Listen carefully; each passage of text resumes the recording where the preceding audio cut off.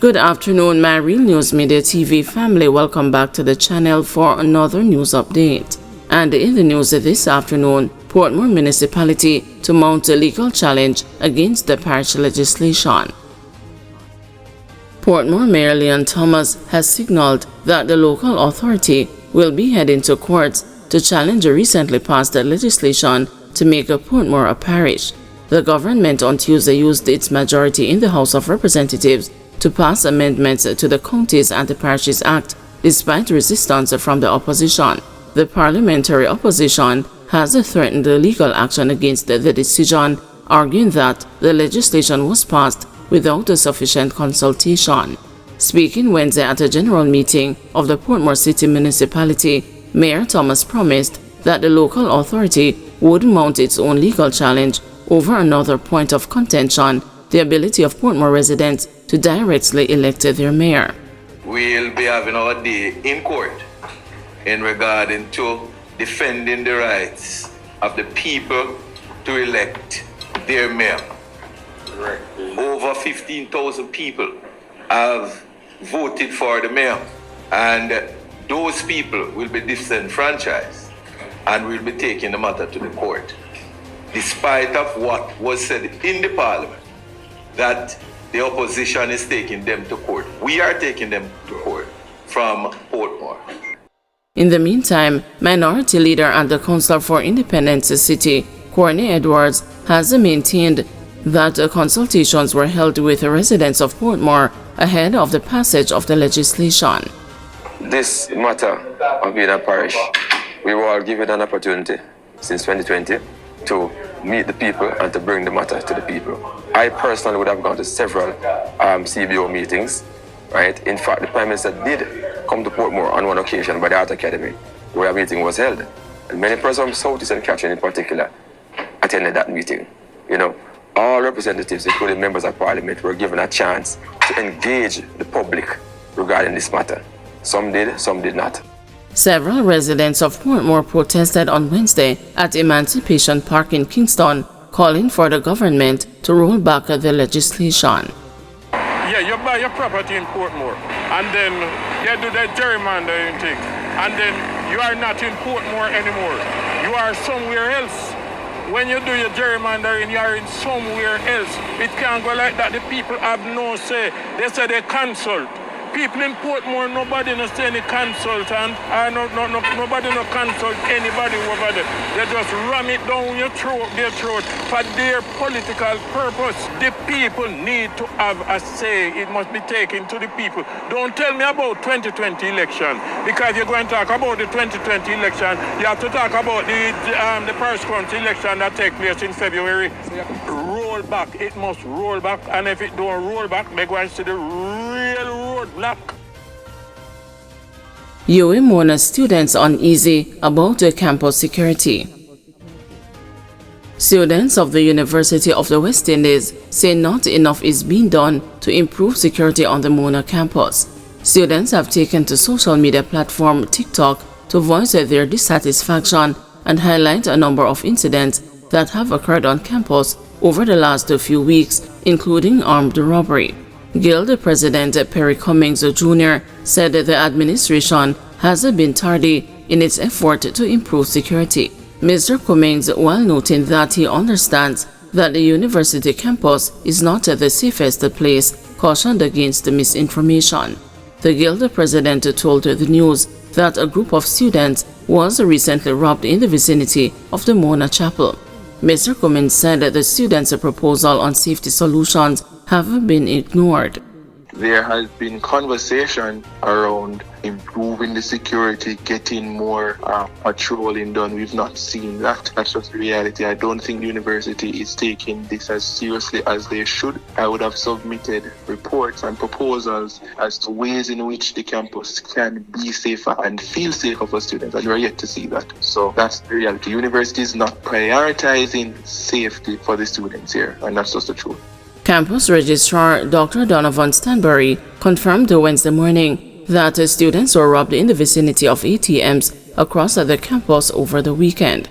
Dr. Stanbury said the management is reviewing its security arrangements in relation to deployment. We're going to have to focus on those areas where our students are vulnerable, particularly at nights around the ATMs, which are obvious targets and so on. And we're going to step up our patrol. We do have an elaborate security architect on campus involving private security. That is King Alarm, involving the Mona police, and the Mona police. So we have to look at our resources and see how best we can deploy them strategically in the areas. Security on the 600-acre UWI Mona campus has been a long-standing issue dating as far back as 1974, when students called for improvements. Following a meeting Wednesday afternoon between the university and the students, the Guild president told the news that the administration has committed to increase the patrols and to communicating more effectively with the students. Mr. Cummins has cautiously welcomed the commitments but urged the students to remain vigilant. The Guild president also advised the students to take advantage of escort services provided by campus security. Feeling good. I wouldn't say 100% satisfied, because until I see these things with my own two eyes, unless we see a reduction in the criminal activity, unless we see these things being prioritized, we are still at square one. But yes, they facilitated us, they engaged us, and they gave commitments as well to ensure that we have an even safer campus for the carnival season. I have to make mention of that. Carnival is around the corner. Man accused of chopping his mother's partner to death remanded. Samuel Moore from Linstead in St. Catherine, the man accused of chopping his mother's partner with a machete, was again remanded in the St. Catherine Parish Court on Tuesday. When the matter was mentioned before Senior Parish Court Judge Desiree Elaine, Moore was ordered remanded until March 25. The allegations are that about 7:15 p.m. on September 15, 2024, 55-year-old laborer Vinton Anderson, who had an intimate relationship with Moore's mother, was attacked by the accused with a machete. He allegedly used the machete to inflict wounds to Anderson's head, and Anderson fell. While he was on the ground, the accused reportedly chopped him repeatedly on the upper body and escaped from the scene. Anderson was taken to the Linstead Hospital, where he was pronounced dead. A probe was launched by the Linstead Criminal Investigations Branch, which resulted in Moore being arrested and charged with Anderson's murder.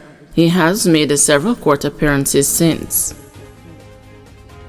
Case over pigeon droppings in food court at the plaza in Portmore to proceed.